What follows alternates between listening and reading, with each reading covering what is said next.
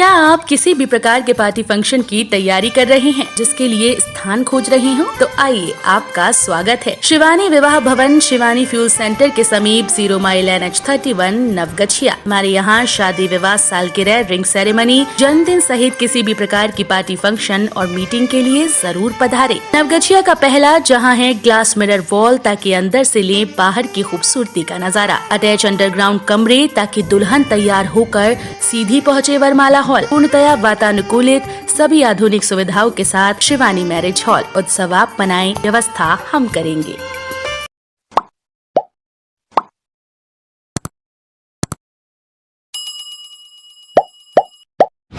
लगातार 3 दिनों से पारा रह रहा 10 डिग्री से नीचे, धूप में नहीं रह रही गर्मी, पछिया से बढ़ी ठिठुरन, घर में कैद हुए लोग। मौसम विभाग ने ठंड को लेकर रेड अलर्ट जारी किया है। मौसम विभाग ने ठंड की चेतावनी जनवरी के 25, 26, 27, 28, 29 व 30 जनवरी को लेकर रेड अलर्ट जारी किया है।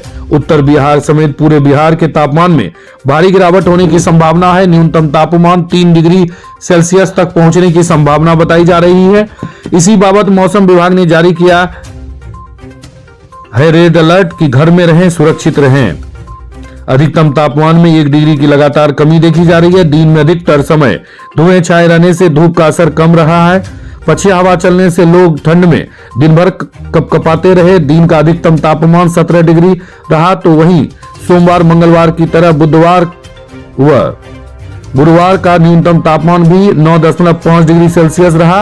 इस दौरान 16.5 किलोमीटर प्रति घंटे की रफ्तार से पछिया हवा चली। पछिया हवा से लोग ठंड में बेहाल रहे। मौसम विभाग ने गणतंत्र दिवस पर शीतलहर का प्रकोप जारी रहने का अनुमान लगाया है। उसके बाद धूप खिली रहेगी। पॉक्सो एक्ट में कोर्ट ने नाबालिग के दुष्कर्म मामले में सुनाई एक युवक को 20 साल की कठोर कारावास की सजा। आए दिन दुष्कर्म का मामला प्रकाश में आते रहता है। पॉक्सो ने विशेष अभियान चलाकर दुष्कर्म के केस को जल्द से जल्द रफा दफा करने का निर्णय लिया है। इसी बाबत पॉक्सो में 16 नवंबर 2018 के लैंगिक अपराध से संबंधित इस केस पर न्यायाधीश आनंद कुमार ने सजा सुनाई। इस केस पर आज सुनवाई हुई और एक नाबालिग बच्ची के साथ दुष्कर्म मामले में 4 जनवरी 2022 को कोर्ट के द्वारा इसे दोषी पाया गया था। इसी बाबत मोहम्मद गुलफराज अंसारी को 20 वर्ष की कठोर कारावास की सजा दी गई है। साथ ही 10,000 रुपये अर्थदंड के रूप में भी सजा के तौर पर सुनाया गया। वहीं अर्थदंड नहीं देने पर 6 माह की अतिरिक्त कारावास की सजा होगी। वहीं कोर्ट ने पीड़ित नाबालिग बच्ची को आर्थिक सहायता के रूप में 4 लाख रुपए देने का आदेश जारी किया है। यह घटना महिला थाना भागलपुर में दर्ज की गई थी। इस केस के दौरान 5 गवाही भी हुई, जिसमें सारे गवाह ने घटना की सत्यता की पुष्टि की। चिकित्सक के द्वारा भी इस घटना की पुष्टि की गई, जिसमें घटना का साक्ष्य प्रमाण दिखा। यह जानकारी अधिवक्ता शंकर जयकिशन मंडल ने दी। सर, कब मामला हुआ था ये? आज एक मामले में एक एक्यूज दोषी पाए गए, जो महिला थाना भागलपुर में 16/9/18 को कांड दर्ज किया गया था, जिसमें लैंगिक अपराध से संबंधित था। बहुत छोटी बच्ची को उसमें उसके साथ दुष्कर्म किया गया था। इसमें जो नामित एक्यूज आए हुए, उनका नाम था गुलफराज अंसारी, जिनको 4/1 को दोषी पाया गया, 4/1/22 को, और आज सज़ा के बिंदु पर था, जिसमें 20 साल की सज़ा हुई और 10,000 रुपया अर्थदंड दिया गया। और अर्थदंड नहीं देने पर 6 माह की अतिरिक्त सज़ा हुई। और इसमें बच्ची को, पीड़िता को सरकार की ओर से 4 लाख रुपया का मुआवजा का प्रबंध दिया गया है, तो बच्ची के शिक्षण चिकित्सा संबंधित कार्य हो सके। इसमें कुल प्रोसिक्यूशन के द्वारा इसमें 5 गवाही आई, जिसमें सभी लोगों ने घटना का समर्थन किया।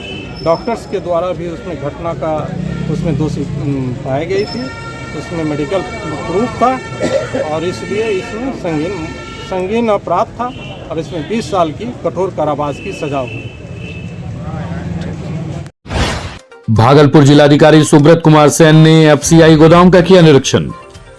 जिलाधिकारी सुब्रत कुमार सेन ने एफसीआई गोदाम का निरीक्षण करते हुए धान एवं चावल के बारे में जायजा लिया। जिलाधिकारी ने बताया कि इस बार धान अधिप्राप्ति का टारगेट 60,000 मैट्रिक टन है, वहीं पिछली बार भी 60,000 मैट्रिक टन था। मीडिया से बात करते हुए जिलाधिकारी ने कहा कि धान अधिग्रहण का ये जो रेशियो है वह पहले से अच्छा है उन्होंने बाढ़ को लेकर कहा कि अपने प्रखंड में बाढ़ का प्रकोप आ जाने से हम लोग थोड़ा पीछे हो जाते हैं, परंतु मिलाजुला कर धान की खेती इस बार अच्छी हुई है।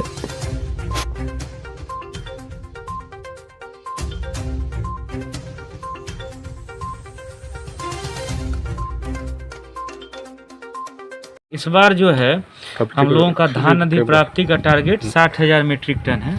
पिछले बार भी जो है वो 60,000 था, जो पहले के सालों में आप देखेंगे पिछले के वर्षों में उससे काफ़ी ज़्यादा अधिप्राप्ति हम लोगों ने पिछले साल की थी। और इस बार भी हम लोगों का लक्ष्य है कि जो टारगेट हम लोगों को दिया गया है वो हम लोग अचीव करें। इस बार फ्लड के कारण कई प्रखंडों में फसल क्षति भी हुई है, फिर भी हम लोगों का प्रयास है कि मैक्सिमम किसानों से जिन्होंने जो भी धान का उत्पादन किया है उसका पैक्स के माध्यम से प्रोक्योरमेंट करा करके और फिर CMR जो चावल जो बनता है, और इस बार जैसा विभाग का निर्देश है उसना चावल ज़्यादा प्राप्त करने का हम लोग जो है वो कोशिश कर रहे हैं। 2 बड़े मिल उसना चावल के इस ज़िले में संचालित हैं, तो उनसे हम लोग कॉन्ट्रैक्ट हम लोगों ने किया है, DMSFC के थ्रू वो हुआ है। और वहाँ से देख भी रहे होंगे आप लोग कि चावल की अच्छी क्वालिटी जो है उसना चावल की वो हम लोगों को इस बार मिली है। तो उम्मीद कर रहे हैं कि 40 से 50% इस बार उसना रहेगा, और अगले साल में और भी जो कुछ मिल भागलपुर में लगने वाले हैं तो उनसे हमारा प्रयास रहेगा कि 100% उसना चावल हम लोग प्रोक्योरमेंट के माध्यम से जो CMR प्राप्त होता है वो हम लोग रिसीव कराएं और उसी को PDS में डिस्ट्रीब्यूट कराएं। अभी यहाँ गोदाम में जो क्वालिटी चेक किया आपने उसमें क्या नहीं, अच्छी है क्वालिटी। अभी तक जो हम लोगों ने देखा, एक तो 5,000 MT का लगभग 50,000 क्विंटल जो है वो गोडाउन फुल भी हो गया है। उसका वेरिफिकेशन कल FCI की टीम भी जैसा है बता रहे हैं कल परसों में आई थी, तो उन लोगों ने भी वेरिफिकेशन कर लिया है। तो इस बार उसना चावल का और अरवा चावल जो अभी तक आया है उसकी क्वालिटी अच्छी है, और आगे भी हम लोग नज़र बनाए रखेंगे क्योंकि अभी चावल तो 2-3 महीने तक अब आना शुरू ही हुआ है, तो ये चलेगा अभी अप्रैल मई तक। तो हम लोग नज़र बनाए रखेंगे कि कहीं भी किसी तरह का घटिया चावल जो है वो गोडाउन में कोई भी पैक्स जो है वो जमा ना करे, और क्वालिटी मेंटेन्ड है, साथ ही साथ जो टारगेट है उसको भी पूरा किया जो पिछले गणतंत्र दिवस पर सुरक्षा को लेकर शहर में कई चौक चौराहे, रेलवे स्टेशन, बस स्टैंड पर डॉग स्क्वाड से की जा रही जांच। 26 जनवरी गणतंत्र दिवस 2022 के अवसर पर सुरक्षा के मद्देनजर पूरे शहर के चौक चौराहे, बस स्टैंड, रेलवे स्टेशन आदि पर डॉग स्क्वाड के सारे निरीक्षण कराया जा रहा है। शहर में कोई बड़ी घटना ना हो, इसको लेकर इस पर विशेष ध्यान रखते हुए जांच कराई जा रही है। इसे 24 कोर्ट के द्वारा जांच के लिए आदेश पारित किया गया है। बताते चले कि विस्फोटकों की जांच में अथवा किसी आपराधिक घटना में सुराग कसी के काम में लाए जाने वाले डॉग स्क्वाड के शामिल कुत्ते से सुरक्षा के मद्देनजर शहर के कई प्रमुख जगह की जांच कराई जा रही है। नाथनगर में 25 लीटर देसी महुआ शराब सहित शराब बनाने का उपकरण को पुलिस ने किया जब्त। उत्पाद विभाग और स्थानीय थाना पुलिस पूरी तरह से शराब के अवैध कारोबार को लेकर सख्त हो गई है। इसी कड़ी में नाथनगर के ललमटिया थाना क्षेत्र अंतर्गत पासी टोला मोहल्ले में उत्पाद विभाग और पुलिस ने संयुक्त रूप से अवैध शराब कारोबार के खिलाफ कार्रवाई की है। गायत्री देवी के घर पर छापेमारी कर 25 लीटर देसी महुआ शराब बरामद कर शराब बनाने का उपकरण को भी जब्त किया है। वहीं करीब 50 किलोग्राम फूला हुआ महुआ को गड्ढे से निकालकर नष्ट किया गया। वहीं मौके से शराब कारोबारी पुलिस को चकमा देकर फरार हो गया। ललमटिया थानाध्यक्ष मिथिलेश कुमार ने बताया कि उक्त शराब कारोबारी के विरुद्ध उत्पाद एवं मद्य निषेध अधिनियम के तहत मामला दर्ज कर ली गई है। काजल हत्याकांड में गिरफ्तार आरोपी जेवा खान के पिता गुहार लगाने पहुंचे SSP कार्यालय। कहा, बेटी निर्दोष है साहब, उसे इंसाफ दिलाइए, आपके आने से उम्मीद जगी है। भागलपुर के बबरगंज थाना क्षेत्र के मुगलपुरा हुसैनाबाद में 19 जुलाई को हुए काजल हत्याकांड में गिरफ्तार आरोपी जेवा खान के पिता वरीय पुलिस अधीक्षक बाबूराम से गुहार लगाने पहुंचे। उन्होंने कहा कि काजल हत्याकांड में उनकी बेटी जेवा खान और दामाद इम्तियाज का नाम दे दिया गया, जबकि दामाद उस समय जेल में था। वहीं बेटी भी निर्दोष है। वहीं उनका कहना है कि 6 दिसंबर को बेटी के जेल जाने के बाद दूसरे पक्ष के लोगों ने घर में ताला तोड़कर लूटपाट किया, लेकिन पुलिस के द्वारा अभी तक कोई कार्रवाई नहीं किए जाने को लेकर मोहम्मद मुन्ना ने वरीय पुलिस अधीक्षक से मिलकर न्याय की गुहार लगाई है। मोहम्मद मुन्ना है, मैं मौलाना चक थाना मजहतपुर का रहने वाला हूँ। मुगलपुरा हुसैनाबाद बबरगंज थाना में 19/7 2021 को काजल का हत्या हुआ था, जिसमें मेरी बेटी जबा का नाम आया था और मेरे दामाद इम्तियाज़ का नाम, जो इम्तियाज़ मेरे पहले से जेल में बंद है, हत्या के पहले से। उसके बावजूद भी मेरे दामाद का नाम आरिफ खान ने अपनी बेटी काजल की हत्या में डालवा के उसको फिर से फंसा दिया। मेरी बेटी जबा खान अपने पति के जेल जाने के बाद घर में अकेले रहती थी। किसी कारण काजल की हत्या मुगलपुरा में मेरी बेटी के घर के बगल में हुआ, जो मेरी बेटी का भी नाम आरिफ खान ने अपनी बेटी की हत्या में डाल दिया। तब से मेरी बेटी भाग गई घर में ताला लगाकर, वो कलकत्ता में जाके रहने लगी। मगर कलकत्ता में उसको 4/12 को पुलिस द्वारा गिरफ्तार करके भागलपुर लाया गया।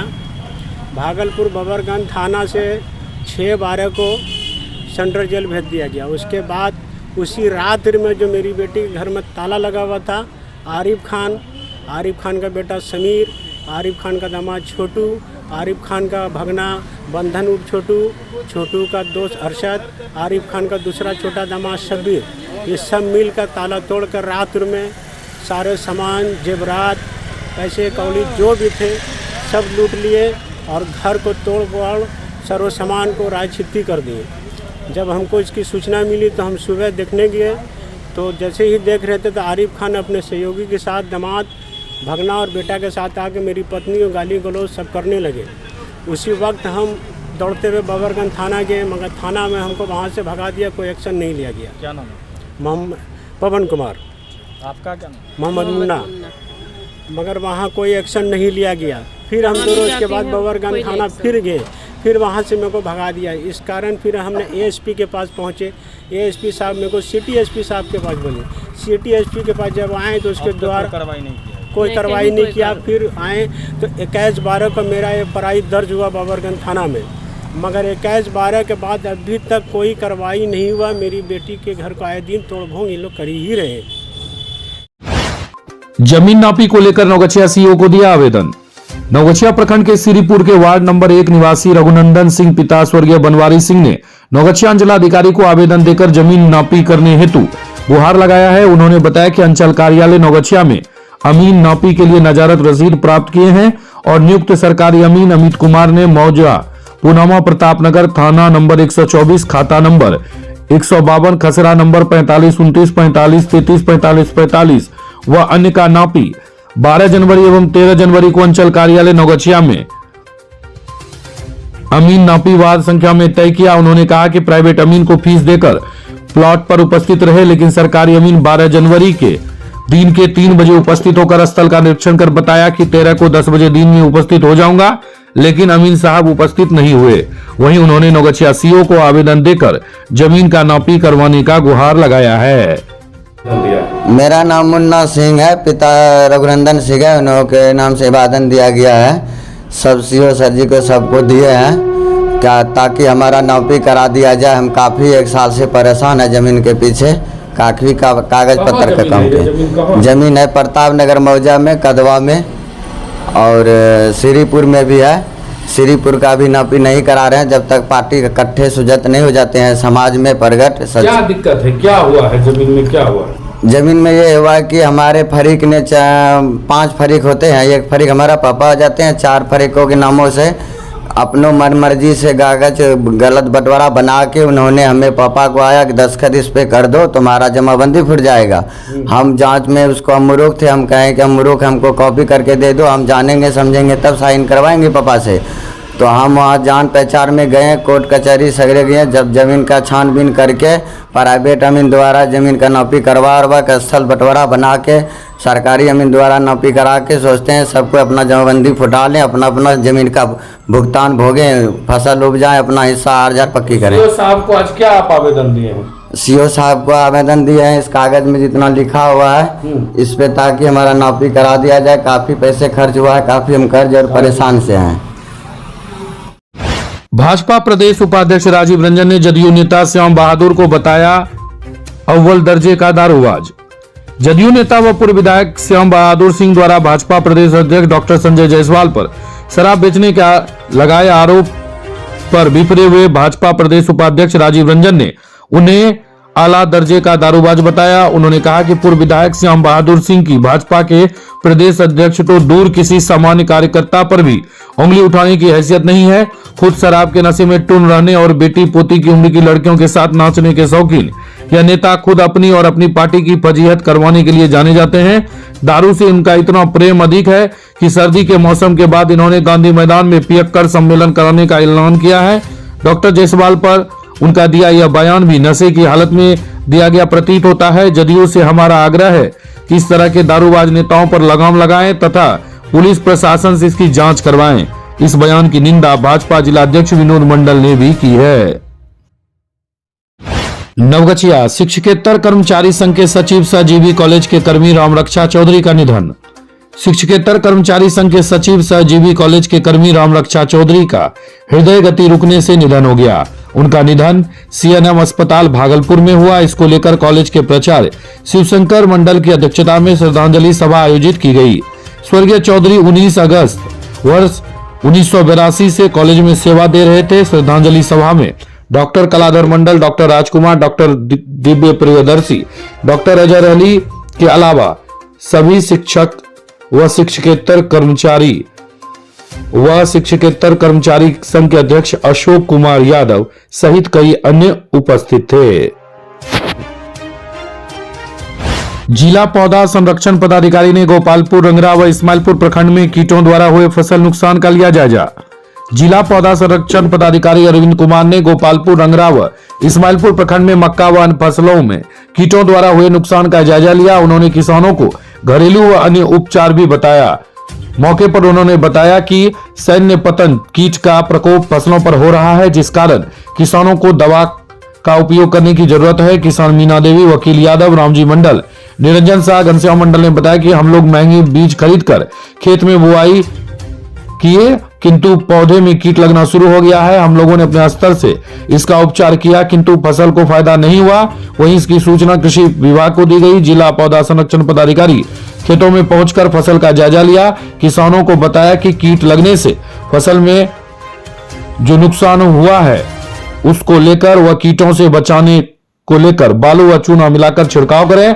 5 लीटर पानी में 5 ml नीम का तेल मिलाकर छिड़काव करें। SFS नवगछिया इकाई द्वारा भोज में बचे भोजन का किया जा रहा सदुपयोग। सेवार्थ विद्यार्थी SFS नवगछिया इकाई के द्वारा भोज में बचे भोजन का सदुपयोग करने हेतु बचे हुए भोजन का संग्रहण कर नवगछिया प्रखंड के खैरपुर बस्ती में जाकर वितरण किया।